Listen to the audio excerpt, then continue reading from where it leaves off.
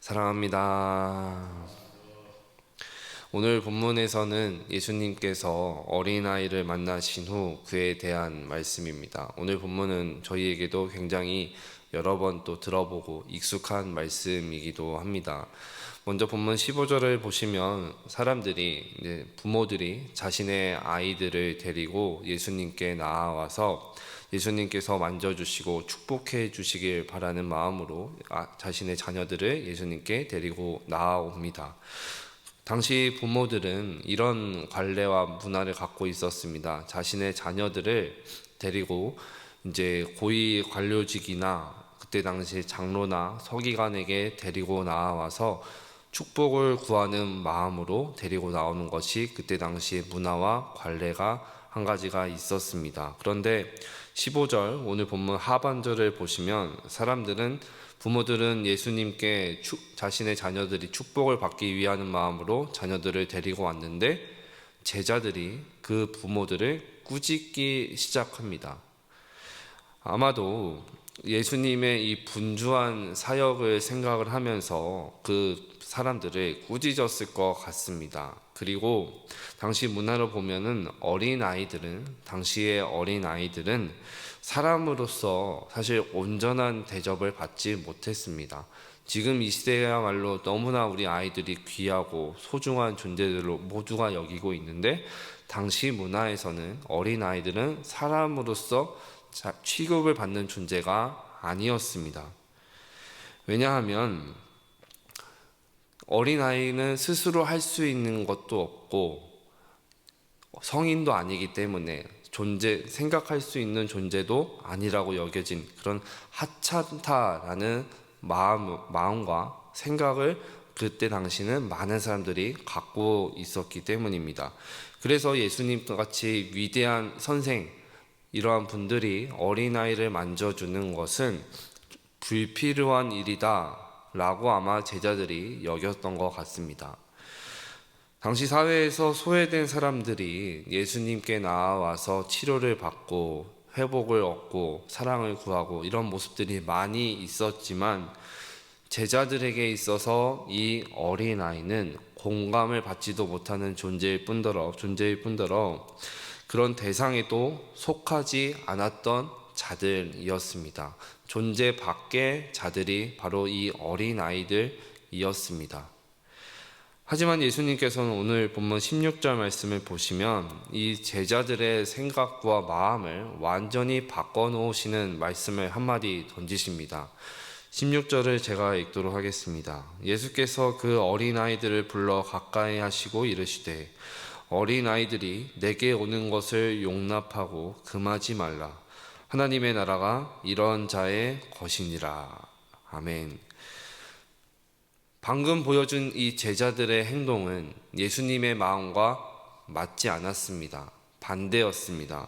하지만 예수님께서는 이 아이들을 불러서 가까이 오라 하셨습니다. 그리고 어린아이들이 바로 하나님의 나라를 소유할 것이다 말씀을 하십니다. 왜일까요? 17절에서 예수님이 그 이유를 우리에게 말씀해 주십니다. 바로 하나님의 나라를 어린아이들은 받아들이기 때문입니다. 여기서 받아들인다라는 것은 여러 가지 의미를 담고 있는데 이 말씀에서 받아들인다라는 뜻은 아무것도 생각하지 않고 의심 없이 받아들이다 라는 말씀입니다. 다시 말씀을 드리면 어린아이들은 하나님에 대해서 하나님 말씀 앞에서 자신의 생각과 마음을 추가하거나 제한하지 않고 하나님 말씀을 있는 그대로 의심하지 않고 받아들인다. 이와 같은 존재들이 어린아이다 라고 말씀하시는 겁니다. 어린아이들은 사실 저희가 또 생각을 해보면 하나님 말씀뿐만 아니라 세상에 있는 모든 것들, 자기들이 접하고 경험하는 모든 것을 특별하게 의심하지 않고 모방하기 좋아하고 받아들이기를 참 좋아하는 그런 성격을 갖고 있습니다. 아이들은 자기를 이뻐하는 사람을 너무 잘 압니다. 그래서 그 이뻐하는 사람을 잘 따릅니다. 그리고 자기를 사랑하는 사람을 절대적으로 신뢰합니다. 잘 의심하지 않습니다. 그래서 아이들은 부모가 작은 말투나 행동 하나도 쉽게 따라합니다. 왜냐하면 절대적으로 의지하고 그 부모만 내 주변에 있는 것들은 상관하지 않고 그 내 앞에 있는 나를 이뻐하고 사랑하는 그 사람만 보이기 때문에 절대적으로 의지하고 따라하고 신뢰하려는 그런 모습을 갖고 있습니다. 또한 스스로 할 수 있는 일들이 많지 않기 때문에 스스럼 없이 도움을 요청합니다. 신뢰합니다. 의지합니다. 이런 모습을 갖고 있는 것이 바로 어린아이와 같은 존재들입니다. 그런데 이렇게 순수했던 아이들이 점점 자라날수록 너무 똑똑해지려고 합니다. 세상이 어떻게 돌아가는지 점점 너무 잘 알게 되고, 그래서 비둘기 같은 어떤 순결함보다는 뱀 같은 지혜를 더 많이 구하려고 합니다. 세상도 그것을 점점 자라나는 아이들에게 그 모습을 요구를 합니다. 그리고 어린 시절에 순수한 믿음을 가졌던 그 마음에 점점 많은 것들이 자리를 잡기 시작합니다. 하나님만 계셨던 그 마음에 세상에 많은 것들이 들어오기 시작합니다. 그래서 말씀대로 살면은 손해본다 라는 생각이 나도 모르게 무의식적으로 들어와서 세상과 하나님과 믿음 그 사이에서 타협을 하기 시작하죠. 그래서 어쩌면 우리는 하나님 앞에서 너무 어른이 되어버린 것 같기도 합니다. 하나님 앞에서는 어린아이와 같은 모습이 우리에게 필요한 줄 믿습니다.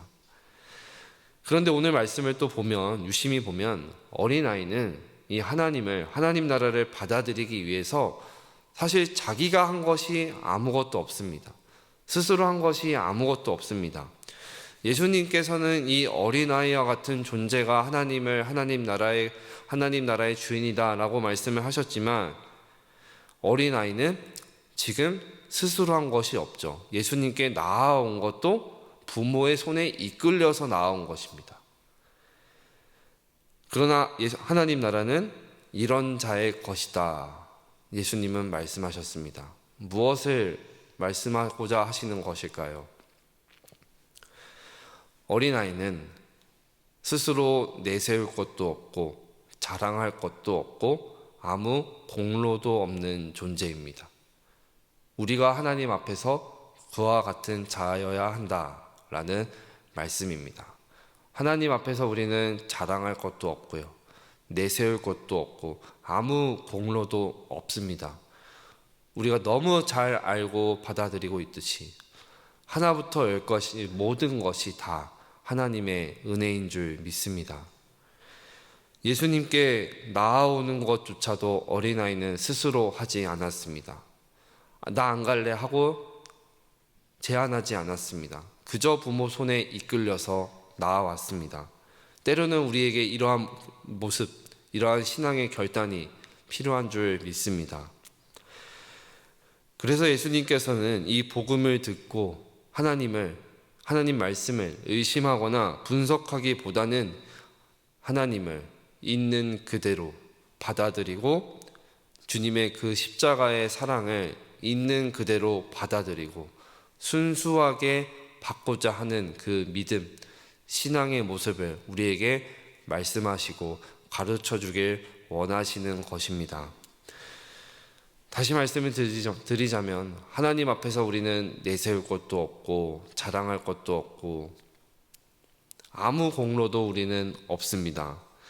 소망하옵기는 내 생각으로 하나님을 제안하고 하나님의 말씀을 분석하고 그런 태도를 취하기보다는 하나님을 우리와 날마다 동행하시고 지금 이 시간에도 우리를 붙들고 계시는 그 하나님을, 날마다 우리에게 주시는 그 하나님의 말씀을 있는 그대로 받아들이고 순수하게 주님의 그 십자가 사랑을 함께 누리고 받아들이는 저와 성도님들의 삶의 자리가 되었으면 좋겠습니다. 말씀을 정리하겠습니다. 하나님 앞에서 우리의 공로는 없습니다. 또한 하나님 없이는 우리는 한 발자국도 나아갈 수 없고 1분 1초도 하나님 없이는 우리는 숨도 쉴 수 없는 존재입니다. 그저 하나님 앞에서 길다면 길고 짧다면 이 짧은 인생을 함께 살아가고 있을 때에 날마다 우리 성령의 도우심을 간절히 구하면서 어린아이와 같은 하나님을 날마다 있는 그대로 받아들이는 순수한 믿음이 우리 가운데서 회복되어졌으면 좋겠습니다. 그저 지금도 우리를 붙드시고 인도하시는 그 하나님을, 그분 자체를 받아들이고 믿고 전적으로 신뢰하며 나아가는 삶, 그러한 오늘 하루의 삶의 발걸음이 되시기를 간절히 소망합니다.